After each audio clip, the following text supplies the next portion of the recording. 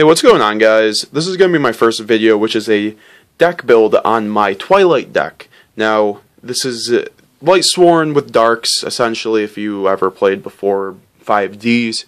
It used to be a prevalent deck, and I still think that's prevalent, because you don't see this anywhere. I mean, I saw a video that this guy topped locals with a Lightsworn deck, which I was pretty happy about, because it's one of my favorite decks. It's why I had fun with when I was in my prime with Yu-Gi-Oh! And I'm going to show you guys how it works in today's meta.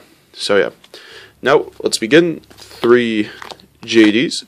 People say that this is the fault as well as the best part of Lightsworns, because Lightsworns aren't really good without JD.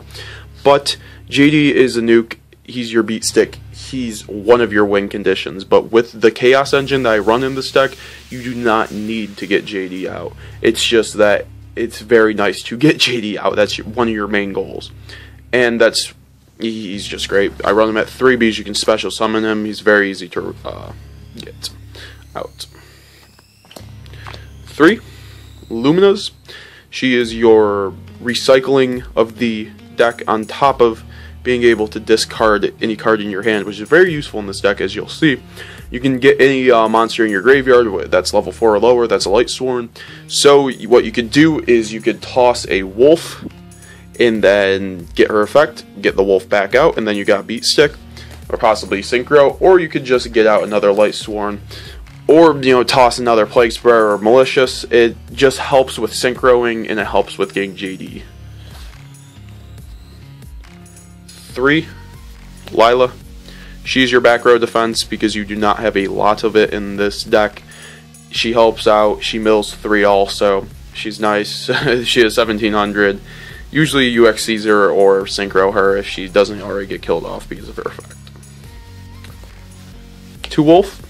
Like I said, this is, well, a lot of people say not to run 2 or only run 1 because it might get dead, but 2 runs very well in this deck with all the mill power, because you are usually summoning 1 to 2 of him or using him to discard for a solar recharge, something like that. He's still very useful. He will be sided out with new Lightsworn support, but that's besides the point. Now here's for the single Lightsworns.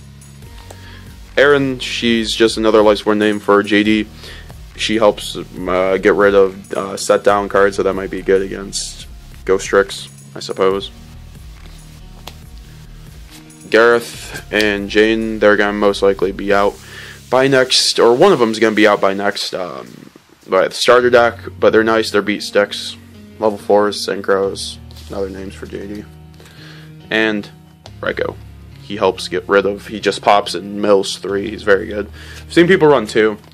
I don't think, he's kind of slow for 2, in my opinion, because you want to make this deck as fast as possible because it doesn't have Exceed support necessarily. Now here are the single cards, which will, well, the single not Chaos Engine cards.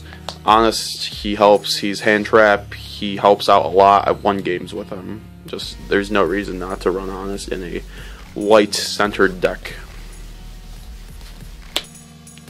And Card Trooper, you can really side him out, or you can remove him out of this deck if you want less cards. I prefer running this deck at 43, which is what it is, because you do always have to run into the chance of milling your whole entire deck. Card Trooper, mill 3, draw 1. Very nice.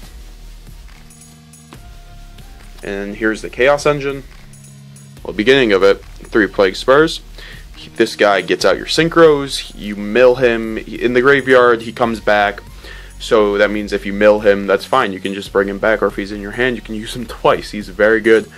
He's good for getting your darks out, he's good for getting your synchros out. He's just always, like, this is one of the reasons why JD is not a win condition in this deck. And he works fantastically with Destiny Hero Malicious, because you usually mill this guy, use Malicious, bring him out, bring out Plague Spark, instant level 8.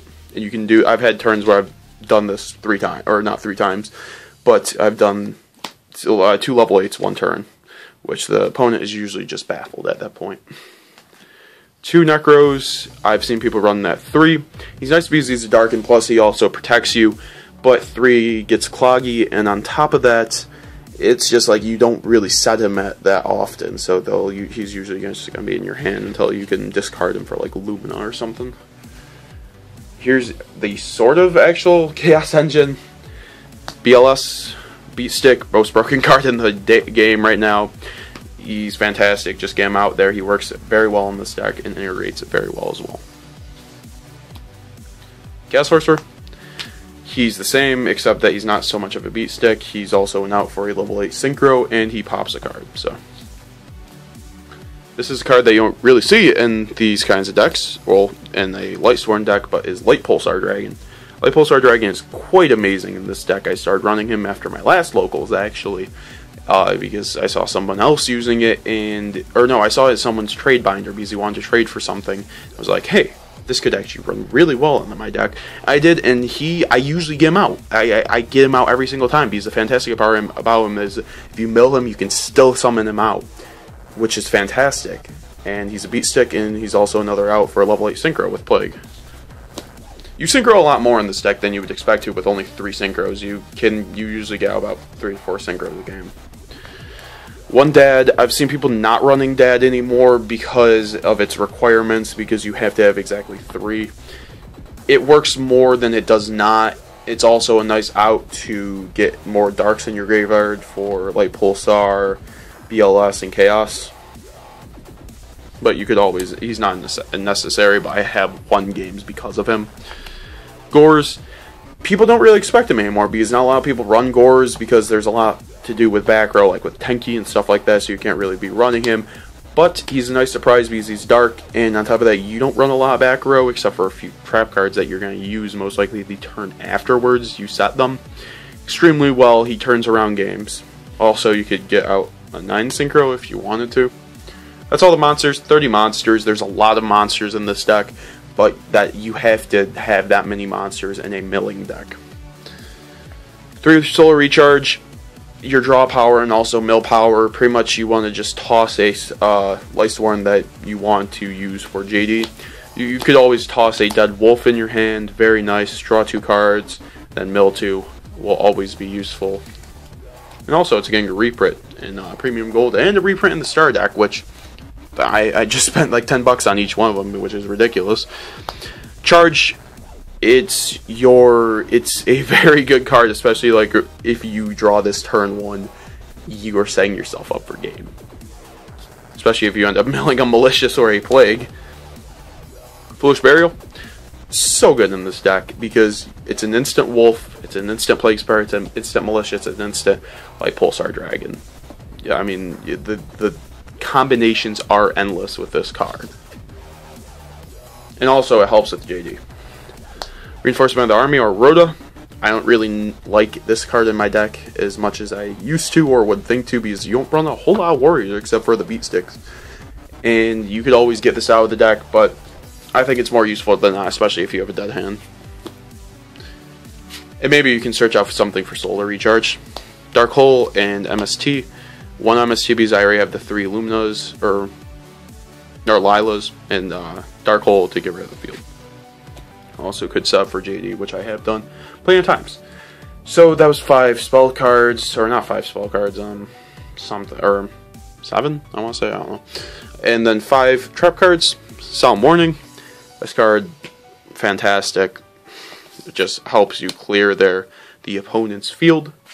Bottomless, Torrential, same thing essentially. Now here are 2 cards that you really don't see in this deck, I suppose, is Breakthrough Skill and Mithranian Roar. Breakthrough Skill, since you don't run Effect Valor in this deck, because I feel like it doesn't really help out all too much. I don't really like Effect Valor in general. Breakthrough Skill works because you can mill it and still use it. On top of that, you can it just helps out with setting up and getting rid of nasty effects. I've been thinking of switching it out with this new trap card that came out. And like I say, the Valiant, I haven't gotten it yet. I plan on buying a booster box for it. Maybe I'll switch it out because I've heard that it's a bit better than Breakthrough Skill. But no, nevertheless, it still works. And Threatening Roar helps you set up an extra turn. You could also remove this out of the deck. It's not necessary, but you don't have a whole lot of defense besides the Gardenos. So we're going to start from top levels. Leo, He is extremely useful because if you don't, let's just say, have something that can deny, or like let's just say they have back row and you're pretty sure it's Mirror Force or something of that nature, and it's just he protects, and he's also 3100, so you can get rid of 3,000 beat sticks quite easily. Level 9, Mistworm. He's a bit harder to get out, but it's not as hard in this deck, especially if you're like using Lumina, Plague, and like Gardna, or not. You know, like a level 4 into level 3 in Plague Spire, it works really well and gets rid of your opponent's field to go for OTK. Level 8, Stardust. Stardust is the synchro that I usually go out first because, once again, you don't have a whole lot of protection for back row. So, I go out to Stardust, and then he's just out there, and your opponent can't really do much about it because usually, at that point, you're setting up for JD. Crimson Blader, very nice against the current meta, especially against, let's just say, level 7 Exceeding or something like that to get rid of Draco. Sack, also Beater, very nice card, usually go out to him after Stars unless the guy's trying to push for speed and trying to get out with his, over level 5s. Scrap Dragon. Very nice card. It's just that I don't really use them as much as I used to because you have to pop one of your own cards, which is not always the best thing ever. It's okay. It's probably going to be sided out for like other synchros eventually, or maybe, oh yeah, like if I had Exciton Knight, definitely get him or replace Scrap Dragon. It's just kind of there. Level 7s, Black Rose helps nuke the field, gets back games. And then level 6, Hardening Zekatron helps just go up to Stardust Dragon. Because usually just Plague Spreader for Powered Zekatron with a level 4, and then maybe go about your Rails phase and then go out to Stardust if you want. Then for your level 5s, Armides and Catastor. I see myself putting Armides in more than not because it protects your monsters. And Catastor doesn't really do that, but he's still nice. They're both nice. I recently actually acquired Armides, and I love her so far. And she's a light, so you could always honest. Now, only 3 Xyz monsters. I do want to add to this. Like, I want to put in Exciton Knight. I want to put in number 101 Arc. I want to put in Paladimo, Dynamo, and possibly, let's just say, Evil Roach. But those are down the line. Level Chain, most useful out of these. It's an instant wolf. It's Foolish Burial ×2.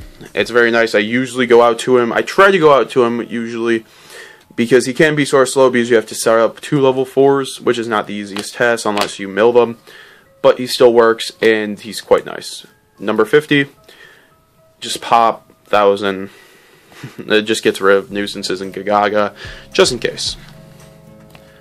And that was the deck build for my Twilight deck. It's quite nice, honestly.